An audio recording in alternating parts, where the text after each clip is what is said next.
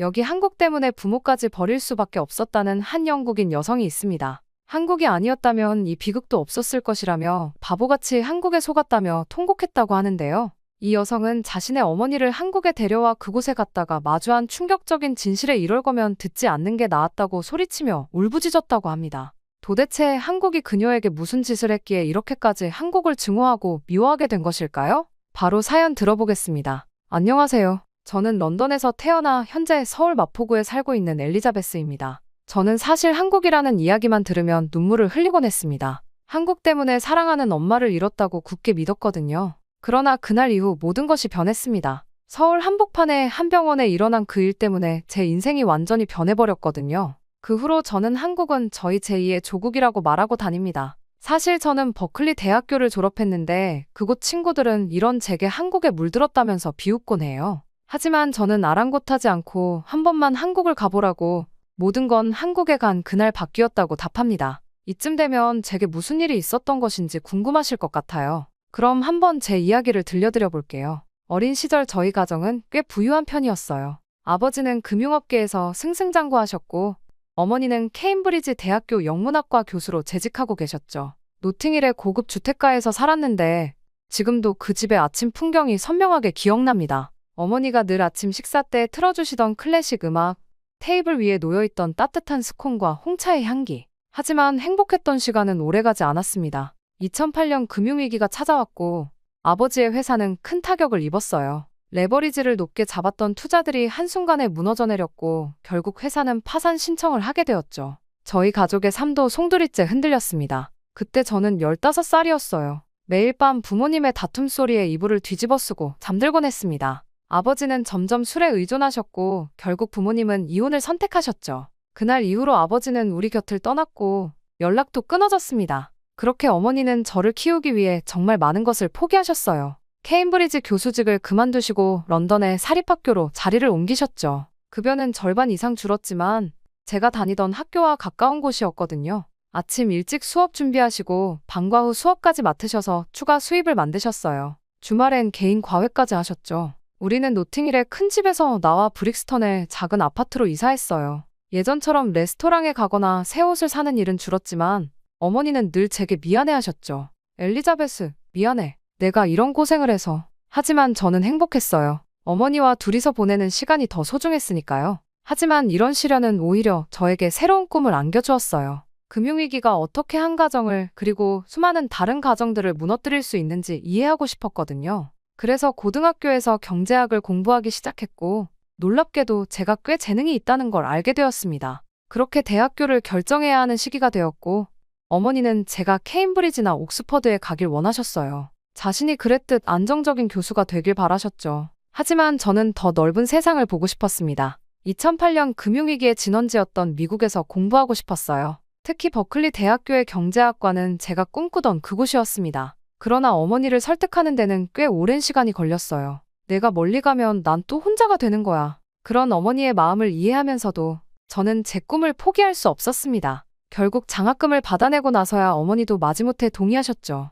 버클리로 떠나기 전날 밤, 어머니는 유난히 술을 많이 드셨어요. 평소 와인 한 잔이면 충분하다던 분이 그날은 보틀 하나를 비우셨죠. 엘리자베스, 미국에서 너무 서두르지 마. 이해할 수 없는 말씀을 하시더라고요. 2015년 가을, 그렇게 저는 버클리 캠퍼스에 첫 발을 내디뎠습니다. 공항에서 배웅하시던 어머니의 뒷모습이 아직도 선명해요. 그때는 전혀 몰랐어요. 이곳에서의 선택이 제 인생을 그리고 어머니의 인생까지 완전히 바꿔놓게 될 거라는 것을. 그리고 그 변화가 어머니의 오래된 상처와 맞닿아 있다는 것도 말이에요. 그렇게 저는 대학생으로서의 일상을 살아가기 시작했습니다. 버클리에 도착한 첫 몇 달은 정신없이 지나갔어요. 낯선 환경에 적응하느라 바빴고 수업도 만만치 않았거든요. 하지만 영국에서의 생활과 가장 큰 차이점은 다양성이었어요. 전 세계에서 온 학생들과 어울리면서 어머니가 그토록 경계하셨던 문화적 차이가 오히려 매력적으로 느껴지기 시작했죠. 특히 아시아계 학생들과 친해지면서 어머니가 가지고 계신 편견이 잘못됐다는 걸 깨달았어요. 그들은 제가 생각했던 것보다 훨씬 개방적이고 자유로웠거든요. 점심시간에 함께 먹는 김치찌개, 주말에 함께 보는 한국 드라마를 보며 저는 조금씩 아시아 문화에 매료되어 갔습니다. 또한 2학년이 시작되던 해가을, 친구의 권유로 경제학 클럽에 가입했어요. 엘리자베스, 내가 관심 있어 하는 아시아 경제를 공부하기에 최고의 장소야. 친구 말대로였죠. 클럽에는 특히 아시아 출신 학생들이 많았고 아시아 경제에 대한 진지한 토론이 자주 있었거든요. 첫 모임이 열리던 날은 캘리포니아의 전형적인 가을 날씨였어요. 선선한 바람이 불고 하늘은 맑았죠. UC 버클리의 상징인 세터 게이트를 지나 도서관 세미나실로 향하는 길은 단풍으로 물들어 있었습니다. Welcome to Berkeley Economics Club. 제가 세미나실 문을 열자 첫 미팅을 진행하던 학생회장의 목소리가 들렸어요. 자리가 거의 다 찼더군요. 유일하게 앞쪽에 한 자리가 비어 있었는데 그게 운명이었을까요? 혹시 여기 자리 있나요? 네, 앉으세요. 그렇게 김민준을 처음 만났습니다. 그는 학회장 옆에서 부회장을 맡고 있던 2년 선배였어요. 나중에 알고 보니 스탠포드에서 학부를 마치고 버클리 대학원에 온 수재였죠. 그날 민준 선배는 한국의 재벌 시스템이 경제에 미치는 영향에 대해 발표를 했어요. 영국 금융 시스템과 비교하며 날카로운 분석을 이어가는 모습이 인상적이었죠. 특히 질의응답 시간에 제가 던진 까다로운 질문에도 차분하게 답변하는 모습이 멋져 보였어요. 모임이 끝나 기숙사로 돌아가는 길에도 그의 모습이 머릿속에 아른거렸죠. 물론 처음엔 단순한 학회 선후배 사이였어요. 경제학 클럽 활동을 하면서 자연스럽게 마주치고 가끔 도서관에서 공부도 같이 했죠. 민준 선배는 제가 생각했던 전형적인 아시아 남자와는 달랐어요. 유머러스하면서도 배려심이 깊었고 무엇보다 여성을 존중하는 태도가 인상적이었죠. 영국에서는 이런 상황을 어떻게 해석할까? 항상 세미나 준비를 하면서 민준 선배는 늘 제 의견을 물어보았어요. 아시아 경제를 바라보는 서구의 시각에 관심이 많았거든요. 그러다 자연스럽게 우리의 대화는 경제 이론을 넘어 서로의 문화와 가치관으로 이어졌습니다. 런던에서는 이맘때쯤 크리스마스 마켓이 열려 길거리마다 계피향이 가득해. 서울의 겨울은 또 다른 매력이 있어. 특히 남산에서 보는 설경은 정말 아름다워. 우리는 자주 캠퍼스 근처 카페에서 만났어요. 버클리의 가을이 겨울로 바뀌어가는 동안 제 마음도 조금씩 변화하고 있었죠. 민준 선배의 진지한 눈빛이 자꾸 신경 쓰이기 시작했고 그의 문자 메시지를 기다리는 제 자신을 발견했어요. 그러던 어느 날 클럽 미팅이 끝나고 늦은 시간이었어요. 갑자기 쏟아진 비에 발이 묶였죠. 우산을 들고 나타난 민준 선배가 기숙사까지 바래다 주겠다고 했어요. 좁은 우산 아래 어깨를 맞대고 걸으면서 제 심장은 자꾸 빠르게 뛰었습니다. 엘리자베스, 나 다음 주에 한국 돌아가요. 갑작스러운 그의 말에 심장이 멈추는 것 같았어요. 회사에서 좋은 제안이 들어왔거든요. 서울 본사. 그 순간 마음이 어려워졌어요. 좋아하는 사람을 이렇게 떠나보내야 하는 건가 싶었죠. 같이 가지 않을래요? 하지만 선배의 말은 예상 외의 답변이었죠. 저를 놓치고 싶지 않다는 말과 함께 한국의 경제 성장에 대해 이야기를 해주며 커리어에 큰 도움이 될 것이라고 했습니다. 저 또한 이 남자를 놓치고 싶지 않았어요. 그래서 고심 끝에 한국을 가겠다고 결심했죠. 엄마, 저 한국에 가려고 해요. 런던에 계신 어머니께 영상통화로 제 결정을 말씀드렸어요. 민준 선배가 한국 대기업의 제안을 받았고 저도 그곳에서 새로운 시작을 하고 싶다고요. 어머니의 얼굴이 순식간에 굳어버렸어요. 절대 안 돼. 어머니의 목소리는 차가웠어요. 하지만 엄마, 제가 알아보니 서울에 있는 국제금융기관에서 내 말 못 들었니? 절대 안 된다고. 예상은 했지만 어머니의 반응은 생각보다 더 격렬했어요. 며칠 뒤 어머니는 급히 버클리로 날아오셨죠. 동양이라니 말도 안 돼. 넌 모르는 게 너무 많아. 어머니는 평소답지 않게 감정적이었어요. 이렇게까지 반대하실 일인가 싶기도 했죠. 엄마, 지금은 글로벌 시대잖아요. 왜 이러시는지 모르겠어요. 지금은 안 돼. 제발 영국에 남아줘. 순간 어머니의 눈에는 절박함이 가득했어요. 그건 단순한 걱정을 넘어선 뭔가 다른 감정 같았죠. 엄마가 반대하시는 진짜 이유라도 말씀해주세요. 하지만 어머니는 고개를 저으셨어요. 그냥 엄마를 믿어줬으면 해. 결국 어머니는 아무 설명도 없이 런던으로 돌아가셨어요. 그리고 제 결정이 확고하다는 걸 아시곤 연락을 끊으셨죠. 매일 보내는 제 메시지에는 답장이 없었고 주말마다 거는 전화는 받지 않으셨어요. 그렇게 저는 졸업을 앞두고 한국행을 준비하는 동안 어머니의 빈자리가 더욱 크게 느껴졌어요. 영국에서 홀로 지내시는 어머니를 두고 떠난다는 죄책감에 잠 못 이루는 밤도 많았죠. 그리고 제대로 된 이유를 설명조차 안 해주시는 어머니가 너무하다는 생각도 했습니다. 인천행 비행기를 타기 전날 마지막으로 이메일을 보냈어요. 엄마, 저 떠나요. 제 선택이 틀리지 않았다는 걸 꼭 보여드릴게요. 언제든 연락해주세요. 사랑해요. 비행기 창밖으로 영국의 마지막 풍경을 바라보며 어머니의 반대 이유를 끝내 알지 못한 채 떠나는 게 마음에 걸렸어요. 그렇게 심란한 마음을 뒤로하고 저는 한국으로 향했답니다. 그렇게 가게 된 한국은 정말 예쁜 도시였습니다. 서울의 봄은 생각보다 더 아름다웠어요. 여의도 한강공원의 벚꽃이 만발할 때면 런던의 리젠트 파크가 떠올랐죠. 어머니와 함께 산책하던 그곳이요. 그래서 더욱 그리웠는지도 모르겠어요. 그렇게 저는 치열한 취업 준비를 한 덕에 국제투자은행 서울지사에서 일을 시작했어요. 처음에는 모든 게 낯설었죠. 업무 미팅 중에 오가는 한국어를 알아듣지 못할 때면 속상했고 회식 문화에 적응하느라 애를 먹기도 했어요. 하지만 동료들은 제가 적응할 수 있도록 끊임없이 도와줬답니다. 엘리자베스, 이거 한번 먹어봐요. 한국 사람들은 스트레스 받을 때 매운 거 먹으면서 푼다고 하거든요. 점심시간이면 동료들이 떡볶이나 김치찌개를 권했어요. 처음엔 매워서 눈물을 흘리기도 했지만 이제는 제법 한국 음식과 친해졌답니다. 또 퇴근 후엔 한국어 학원에 다녔어요. 어느 날은 수업이 끝나고 혼자 한강변을 걸으며 어머니께 보낼 메시지를 썼다가 지우기를 반복했죠. 엄마, 오늘은 처음으로 동료들과 농담을 나눴어요. 제 서툰 한국어에 다들 웃었지만 그래도 기뻤어요. 엄마도 이곳의 봄을 보셨으면 좋겠어요. 하지만 결국 보내지 못했어요. 답장 없는 메시지를 보내는 게 더 이상 의미 없게 느껴졌거든요. 민주는 바쁜 와중에도 저를 챙겼어요. 주말이면 서울의 여기저기를 함께 다녔죠. 북촌의 한옥마을에서 전통차를 마시고 광장시장에서 길거리 음식을 맛보고 남산타워에 올라가 야경을 바라보기도 했어요. 엘리자베스, 한국에 온 게 후회되진 않아? 어느 날 민준이 조심스레 물었어요. 아니, 그저 엄마가 보고 싶을 뿐이야. 그렇게 저는 매일 밤 잠들기 전에는 어머니의 인스타그램을 들여다보는 게 습관이 되었어요. 새로운 게시물이 올라올 때면 얼마나 반가웠는지 몰라요. 어머니는 여전히 케임브리지에서 강의를 하고 계셨고 주말이면 정원을 가꾸시는 것 같았어요. 하지만 최근 몇 주간 어머니의 게시물이 뜸해졌어요. 마지막 사진에서 어머니는 전보다 훨씬 마르신 것 같았고 안색도 좋지 않아 보였죠. 불안한 마음에 외할머니께 연락을 드렸지만 별일 없다는 답변만 돌아왔어요. 그렇지만 무슨 일이라도 있을까봐 걱정이 되었어요.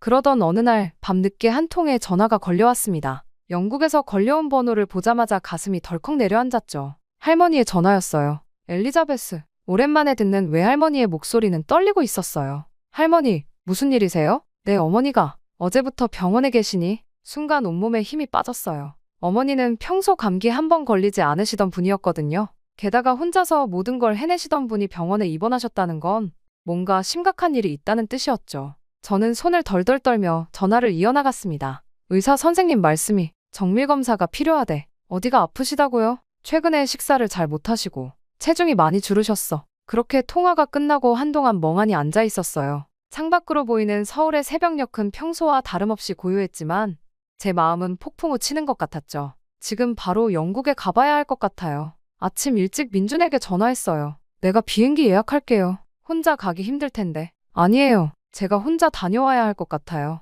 그렇게 저는 런던행 비행기를 기다리는 동안 지난 6개월이 주마등처럼 스쳐 지나갔어요. 어머니의 마지막 모습, 답장 없는 메시지들, 그리고 인스타그램에서 봤던 그 헬스칸 얼굴.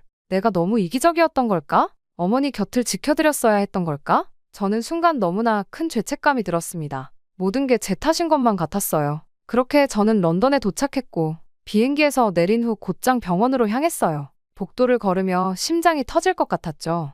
6개월 만에 뵙는 어머니가 걱정되면서도 한편으로는 두려웠어요. 그렇게 급하게 병원으로 달려가 병실 문을 열자 창백한 얼굴로 누워 계신 어머니가 보였어요. 평소보다 훨씬 마르신 모습에 눈물이 왈칵 쏟아졌습니다. 엄마, 엘리자베스. 어머니는 힘없이 미소 지으셨어요. 그 순간 모든 걱정과 두려움이 사라졌죠. 그저 어머니 곁에 있고 싶다는 생각뿐이었어요. 왜 아프신지 진작 말씀해 주시지 않으셨어요? 너에게 걱정 끼치고 싶지 않았어. 하지만 검사 결과를 기다리는 동안 어머니의 표정이 점점 어두워지는 걸 볼 수 있었어요. 무언가 제가 모르는 걱정이 있으신 것 같았죠. 그리고 다음 날 의사 선생님께서 저희를 따로 불러 이야기를 나누자고 하셨어요. 그때까지만 해도 전 몰랐어요. 이 순간이 우리 모두의 삶을 완전히 바꿔놓게 될 거라는 걸. 췌장의 종양이 발견되었습니다. 그때 의사의 말씀에 순간 머릿속이 하얘졌어요. 어머니는 이미 이 사실을 알고 계셨던 걸까요? 의사는 최대한 빨리 수술을 진행해야 한다고 했지만 영국의 의료 시스템 상수술 일정을 잡는 데만 몇 달이 걸릴 거라고 했어요. 병실로 돌아와 어머니 곁에 앉았어요. 어머니는 창밖만 바라보고 계셨죠. 엄마, 미안해, 엘리자베스. 내가 이런 모습을 보게 해서. 그때 문득 민준의 말이 떠올랐어요. 한국의 의료 시스템은 세계적으로 인정받고 있어요. 특히 암 치료는. 저는 지푸라기라도 잡는 심정으로 어렵게 입을 열었습니다. 엄마, 한국에서 치료받으시면 어떨까요? 어머니의 눈이 커졌어요. 한국이라고. 네. 민준이 알아봤는데 서울의 큰 병원들은 어머니는 갑자기 고개를 세게 저으셨어요. 안 돼. 거긴 안 돼. 하지만 엄마, 여기선 수술 일정도 언제 될지 모르고 아시아가 이곳보다 나을 리 없잖아. 그쪽 사람들은 거짓말을 밥 먹듯이 하는 곳이야. 순간 어머니의 반응이 이상했어요. 단순히 한국 의료 시스템을 불신하는 것 이상의 무언가가 있어 보였죠. 마치 오래된 상처를 건드린 것처럼 보였어요. 그러나 더 이상 말씀하고 싶지 않으셨던 것 같아서 묻지 않았죠. 하지만 저는 어머니를 포기할 수 없었어요. 그래서 며칠 동안 어머니를 설득하는데 힘을 쏟았습니다. 민주는 매일 밤 영상통화로 한국 병원들의 자료를 보내왔고 수술 성공률과 치료 과정을 상세히 설명했죠. 어머님, 제가 책임지고 모시겠습니다. 부모님도 어머님을 기다리고 계세요. 마침내 어머니가 입을 여셨어요. 엘리자베스. 사실, 하지만 그때 간호사가 들어와 치료 시간을 알렸고 어머니의 말씀은 그대로 중단되었죠. 일주일 후, 어머니는 결국 한국행을 결심하셨어요. 런던에서는 수술까지 너무나 오랜 시간이 걸리기 때문이라고 말씀하셨죠. 하지만 그건 단순한 치료를 위한 결정이 아닌 것 같았어요. 비행기표를 예약하는 동안 어머니는 계속 무언가를 말씀하시려다 그만두셨거든요. 그렇게 타게 된 한국행 비행기 안에서 어머니는 계속 창밖만 바라보셨어요. 마치 30년 전 어떤 기억 속으로 빠져드신 것처럼요. 그때 전 몰랐어요. 어머니에게 한국이라는 나라가 어떤 의미였는지, 그리고 우리가 마주하게 될 운명의 장난을. 서울로 향하는 비행기 안에서 어머니는 처음으로 약한 목소리로 말씀하셨어요. 엘리자베스, 내가 선택한 그 나라에 대해 해야 할 이야기가 있구나. 어머니가 말씀을 시작하시려는 그때였어요. 갑자기 어머니의 얼굴이 새하얘지더니 극심한 복통을 호소하셨습니다. 엄마, 괜찮으세요? 순식간에 벌어진 일이었어요. 어머니가 입을 틀어막으셨지만 손가락 사이로 새어나오는 선홍빛 피가 보였어요. 당황한 저는 승무원 호출 버튼을 눌렀죠. 기내에 의사가 있으신가요? 기내 방송이 울렸고 다행히도 한국인 의사 한 분이 계셨어요. 의사 선생님은 신속하게 어머니의 상태를 체크하셨죠. 항공사 자체 의료진과 통화가 필요합니다. 한국인 승무원이 재빨리 지상의 의료진과 연결했고 LA까지 4시간이 남은 상황에서 회항을 해야 할지 논의가 시작됐어요. 환자분 비상약으로 증상을 조절하면서 인천까지 가실 수 있을 것 같은데 어떠세요? 다행히 어머니의 상태는 응급조치 후 안정을 찾았어요. 승무원들은 1등석에 평평한 침대를 내어주었고 15분마다 상태를 체크하며 어머니를 돌봐주셨죠. 지상의 의료진과 계속 연락하고 있습니다. 인천공항에는 이미 응급팀이 대기하고 있으니 걱정 마세요. 한국인 승무원의 능숙한 대처와 친절한 태도에 어머니도 안심하신 듯했어요. 한국의 대형 병원과도 연락했습니다. 공항에서 바로 이송이 가능하도록 조치해 두었어요. 승무원의 말에 고개를 끄덕이시던 어머니가 제 손을 꼭 잡으셨어요. 걱정 마. 이제 괜찮아. 남은 비행 시간 동안 어머니는 조용히 눈을 감고 계셨어요. 가끔 찡그리시는 표정을 보면 아직 통증이 있으신 것 같았지만 더 이상의 심각한 상황은 일어나지 않았죠. 지금 생각해보면 그 한국인 의사와 승무원들이 아니었다면 엄마의 상태는 더 나빠질 수도 있었어요. 그래서 저는 비행기에서 내리면서 승무원과 의사에게 감사함을 전했죠. 그렇게 어느덧 비행기가 한국에 도착했고 인천공항에 착륙하자마자 대기하고 있던 응급팀이 신속하게 어머니를 이송했어요. 민준도 이미 공항에서 우리를 기다리고 있었고요. 구급차 안에서 어머니는 또다시 제게 무언가 말씀하시려 했지만 의료진이 말씀을 삼가시라고 만류했어요. 그렇게 우리는 서울의 대형 병원으로 향했습니다. 창밖으로 빠르게 지나가는 서울의 풍경을 보며 문득 생각했어요. 어머니가 비행기에서 하시려던 그 이야기는 무엇이었을까 하고요. 그렇게 어머니와 병원에 도착한 지 일주일이 지났어요. 한국의 의료 시스템은 정말 놀라웠어요. 어머니도 이 정도일 줄은 몰랐다면서 매번 감탄하셨죠. 영국에서는 몇 달씩 기다려야 했던 검사들이 하루 만에 이뤄졌고 담당 의사 선생님은 매일 회진을 도셨어요. 캐서린 씨, 오늘은 상태가 많이 좋아지셨네요. 의사 선생님의 꼼꼼한 설명은 매번 감동이었어요. 영어로 된 치료 계획서까지 준비해 주시고 통역 간호사도 항상 대기하고 있었죠. 어느 날 밤, 점적을 맡고 계시던 어머니가 문득 저를 부르셨어요. 무언가 결심하신 듯한 눈빛으로 제게 말씀하셨죠. 엘리자베스, 저 서랍 좀 열어줄래? 그때 어머니는 오래된 가죽 다이어리를 꺼내셨어요. 이걸 내게 보여주고 싶었단다. 1990년의 케임브리지. 어머니가 대학생이었을 때의 일기였어요. 첫 장을 펼치자 낡은 폴라로이드 사진 한 장이 나왔습니다. 도서관으로 보이는 곳에서 찍은 사진 속에는 젊은 어머니와 한 중국인 남성이 있었어요. 리웨이는 경제학 박사과정 학생이었어. 도서관에서 처음 만났지. 내가 셰익스피어 원서를 고르고 있을 때 그가 다가와서 중국 고전문학과 비교해보면 어떻겠냐고 제안했었어. 매주 금요일 저녁이면 차이나타운의 작은 딤섬 집에서 만났다고 해요. 리웨이는 항상 제스민 차를 주문했고 어머니에게 중국어를 가르쳐 주겠다며 종이에 한자를 그려가며 설명했대요. 어머니의 일기장에는 그때의 기록들이 고스란히 남아 있었어요. 리웨이가 써준 한자들, 말린 제스민 꽃잎, 영화 티켓들. 그러다 어느 날 리웨이가 갑자기 중국에 다녀와야 한다고 했어. 가족 일이 있다면서. 하지만 한 달이 지나도 연락이 없었지. 어머니의 목소리가 떨렸어요. 그날은 케임브리지의 작은 중식당에서 있었던 일이야. 점심시간에 우연히 들렀다가 그를 마주쳤어. 리웨이는 고급스러운 차림의 여성과 앉아 있었지. 처음에는 날 못 본 줄 알았어. 하지만 그의 시선이 나와 마주쳤을 때 그는 재빨리 고개를 돌렸어. 마치 날 모르는 사람처럼. 어머니는 잠시 숨을 고르시더니 계속 이어가셨어요. 난 믿을 수 없어서 그가 나올 때까지 기다렸어. 2시간을 서서. 그리고 마침내 마주쳤을 때 그가 한 말은 어머니의 눈에서 눈물이 흘렀어요. 미스 스미스, 당신과 나는 그저 도서관에서 몇 번 마주친 사이일 뿐입니다. 그 여자는 베이징 고위 관료의 딸이었더구나. 이미 약혼자였던 거야. 그때 어머니의 손이 떨렸어요. 그때 난 이미 2달째였어. 그에게 말하고 싶었지만 입이 떨어지지 않았어. 그의 차가운 눈빛을 보고 나서는 도저히 갑자기 어머니가 재빨리 손을 들어 입을 막으셨어요. 저는 너무 놀라 호출벨을 눌렀고 순식간에 달려온 간호사님이 와서 약을 넣어주시고 처치를 해주셨어요. 그제야 진정한 어머니가 제게 말씀하셨습니다. 영국에서는 상상도 못할 일이야. 이렇게 빠른 대처가. 여기 의료진들은 마치 천사 같구나. 잠시 호흡을 고르신 어머니가 다시 말씀을 이어가셨어요. 그래서 내가 아시아 남자와 사랑에 빠졌다고 했을 때 모든 게 다시 떠올랐던 거야.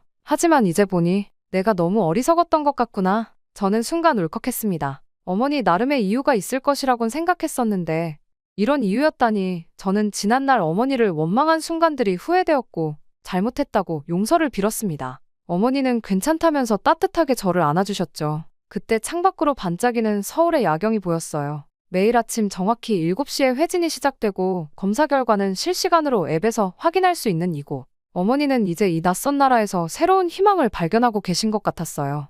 여기 와서 보니 세상이 참 많이 변했더구나. 한국의 의료 시스템은 영국보다 몇십 년은 앞선 것 같아. 그리고 민준이는 리웨이와는 전혀 다르구나. 어머니의 치료는 아직 끝나지 않았지만 우리의 마음속 오래된 상처는 조금씩 아물어가고 있었답니다. 치료가 시작된 지 2달이 지났어요. 어머니는 점점 한국이라는 나라의 새로운 매력을 발견하고 계셨죠. 특히 병원의 모든 것이 신기하다고 하셨어요. 엘리자베스, 여기 봐. 병원 앱으로 다음 진료 일정이 알림으로 오네? 심지어 주차 위치까지 알려준다고. 어머니는 마치 새로운 장난감을 발견한 아이처럼 즐거워하셨어요. 항암 치료를 받으러 가는 날이면 간호사들은 어머니가 좋아하시는 따뜻한 담요를 미리 준비해두었고 치료가 끝나면 어머니의 상태를 살피며 따뜻한 차를 건네주었죠. 영국에서는 상상도 못할 일이야. 이런 섬세한 케어가. 특히 시어머니의 정성이 어머니를 감동시켰어요. 매일 아침 죽을 끓여오시고 한국 전통 방식으로 달인 건강차를 가져다 주셨거든요. 처음에는 낯설어 하시던 어머니가 이제는 먼저 레시피를 여쭤보실 정도예요. 캐서린, 이건 우리 어머니께 배운 비법이에요. 항암 후유증에 특히 좋아요. 정말 고마워요. 이제야 알겠어요. 왜 우리 딸이 이곳을 선택했는지. 어느 날은 제가 잠깐 자리를 비운 사이 병실에서 두 어머니가 함께 웃고 계시더라고요. 시어머니가 젊은 시절 사진을 보여주시며 이야기를 나누고 계셨어요. 언어는 달라도 딸을 사랑하는 마음만은 똑같았나 봐요. 또 주말이면 휠체어를 타고 병원 근처 공원을 산책했어요. 어머니는 한국의 도시 공원이 이렇게 잘 정비되어 있다는 것에 놀라셨죠. 심지어 공원 화장실도 이렇게 깨끗하다니. 런던의 시의원들이 여기 와서 배워야 할 텐데. 때로는 힘든 날도 있었어요. 항암치료 후유증으로 괴로워하실 때면 어머니는 제 손을 꼭 잡으셨죠. 미안해 엘리자베스. 내가 이런 모습을 봐야 해서. 엄마, 이제 제가 엄마를 돌볼 차례예요. 어머니의 얼굴색이 좋아지기 시작하면서 우리는 더 많은 대화를 나누게 됐어요. 과거의 이야기, 서로의 아픔, 그리고 앞으로의 꿈까지. 참, 다음 주에 민준이네 가족들이 삼계탕을 끓여준다고 하더구나. 엄마가 이제 한국 음식도 잘 드시네요. 약이 아닌 음식으로 몸을 다스린다는 게 신기해. 여기 사람들은 이런 지혜가 있구나. 창밖으로 노을이 지고 있었어요. 어머니는 병실 창가에 앉아 서울의 스카이라인을 바라보시며 말씀하셨죠. 30년 전에 내가 이런 미래를 상상이나 했을까? 내 딸이 이렇게 훌륭한 선택을 하게 될 줄은. 순간 어머니의 눈가에 맺힌 눈물이 노을빛에 반짝였어요. 그건 더 이상 아픔의 눈물이 아닌 새로운 시작을 향한 기쁨의 눈물이었답니다. 그렇게 시간이 흘러 어머니의 치료가 끝난 지 1년이 지났어요. 지난 1년을 되돌아보며 정말 많은 일들을 되새기게 되었죠. 제가 서울에 왔을 때 흩날렸던 벚꽃들이 다시 피어나고 다시 흩날리고 있는 모습을 보며 기분이 이상했습니다. 한국에서의 인연은 제게 많은 것을 가르쳐줬어요. 단순히 새로운 문화를 경험하는 것을 넘어 삶의 본질적인 가치를 깨닫게 되었죠. 영국에서는 당연하다고 생각했던 것들이 여기서는 전혀 다른 의미로 다가왔습니다. 또한 가족의 의미도 새롭게 알게 됐죠. 시어머니께서 항암 치료 중인 어머니를 위해 매일 아침 죽을 끓여오시던 정성, 바쁜 와중에도 매주 어머니를 문병 오시던 시아버지의 발걸음. 그들에게 가족은 그저 혈연 관계가 아닌 서로를 보듬고 이해하는 관계였어요. 의료 시스템을 통해서는 사회의 발전된 모습을 봤어요. 최첨단 장비와 효율적인 시스템도 좋았지만 더 중요한 건 환자를 대하는 태도였죠. 의료진들의 세심한 배려는 치료 과정의 힘든 시간을 이겨내는 큰 힘이 되었어요. 무엇보다 어머니와의 관계가 달라졌어요. 어머니의 오래된 상처를 이해하게 되었고 어머니도 제 선택을 인정해 주셨죠. 지금은 런던과 서울을 오가며 지내시는데 오히려 그때의 아픔이 우리를 더 깊이 이해하게 만들어준 것 같아요. 한국은 제게 또 다른 고향이 되었어요. 이곳에서 저는 새로운 가족을 얻었고 어머니는 상처를 치유받았으며 우리는 더 깊은 신뢰를 쌓을 수 있었죠. 때로는 가장 두려웠던 선택이 가장 큰 선물이 된다는 걸 이제야 알 것 같아요. 창밖에 벚꽃이 흩날리는 모습이 마치 축복처럼 느껴지네요. 이제 저는 자신있게 말할 수 있어요. 한국행을 선택한 그날 그것은 단순한 결정이 아닌 운명의 선물이었다고. 제 이야기는 여기까지입니다. 길었던 이야기를 들어주신 모든 분들께 감사의 말씀 전하고 싶어요. 행복하세요.